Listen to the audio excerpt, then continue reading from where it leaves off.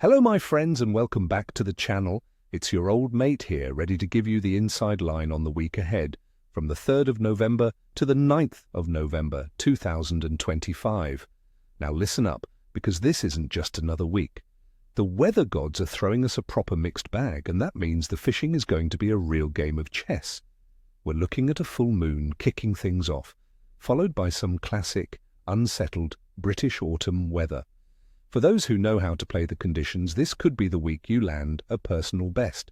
Stick with me and I'll tell you exactly how to do it. First up, let's talk about the undisputed king of November, the pike. As the water temperatures continue to drop, these predators are on the hunt, big time. They're at their most active right now, trying to pack on weight for the winter. This week, forget the shallow margins. With the unsettled weather, the baitfish will be shoaling up in deeper, more stable water. Look for drop-offs, underwater structures, and the mouths of streams or rivers entering a lake. That's where you'll find Essox waiting to ambush its prey. On the tackle front, it's got to be a strong setup. I'm talking a beefy spinning or baitcasting rod, at least 30-pound braid, and a wire trace, no excuses. As for baits, this week is perfect for large, slow-moving lures. Think big, soft plastic shads or slow-sinking jerkbaits.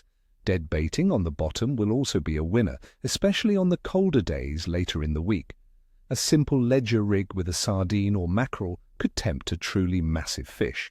Next, let's talk about perch. These guys are often overlooked, but trust me, a big perch is a magnificent fish and they will be feeding aggressively. Much like the pike, they'll be following the shoals of silverfish.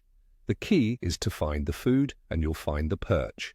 Canal basins, deeper sections of rivers, and around boat moorings are all prime spots.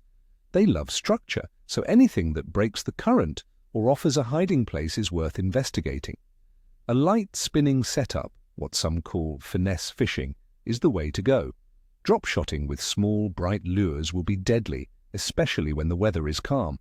On the more blustery days, a simple ledger rig with a big lobworm can be absolutely irresistible. Remember, with perch, if you catch one, there are almost certainly more in the area. Don't be in a hurry to move on. Now for a proper breakdown of the conditions we're facing. The weather for this week looks challenging but full of opportunities. We're starting with a mix of cloudy skies and a chance of rain, with temperatures hovering around 9 to 10 degrees Celsius. The pressure is looking fairly unstable, which can really switch the fish on and off. That early week rain could stir things up and get the predators moving. As we head towards the weekend, the temperature is set to drop, maybe down to 6 or 7 degrees, with a bit more wind in the forecast. These cold snaps can trigger intense feeding spells, so don't be put off by a bit of a chill. The water temperature is the real driver here. It's dropping steadily, which slows the metabolism of most coarse fish, but fires up the predators. The smaller roach and rudd will be shoaling up tightly in the deeper, warmer water for safety, and that's the dinner bell for the pike and perch. Your fish finder, or just good old-fashioned watercraft, will be your best friend in locating these deeper pockets. And let's not forget the moon. We have a big bright full moon on Wednesday the 5th of November. Now, fishing folklore is full of tales about the full moon.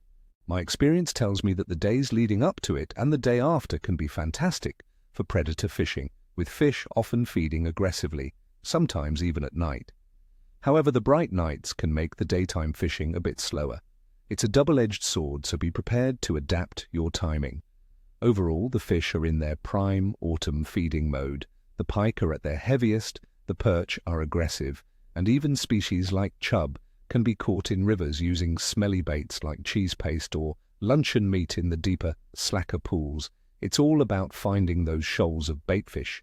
So let's get down to the day-by-day forecast. On Monday, the 3rd of November, I'm calling the bite good. It's overcast with a chance of rain, and the pressure is dropping. This is a classic day for active predators. Get those lures working.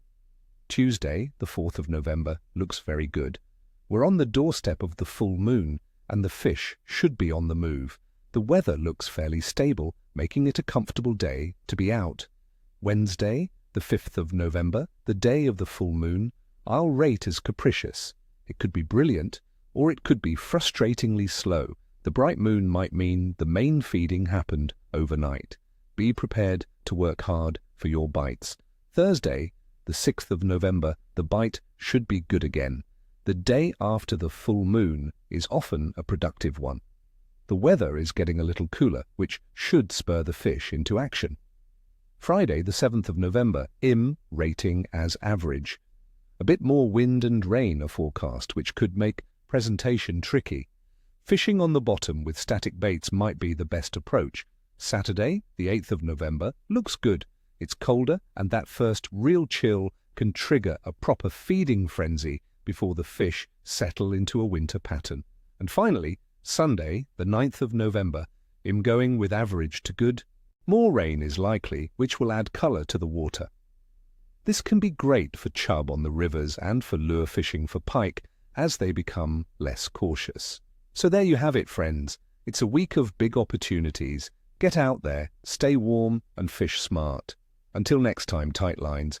And as always, neither tail nor scales. Please, if you enjoyed this, hit that like button and subscribe to the channel. And I want to hear from you in the comments. What are your plans for the weekend? What's your go-to lure for November pike? Share your knowledge. See you next week.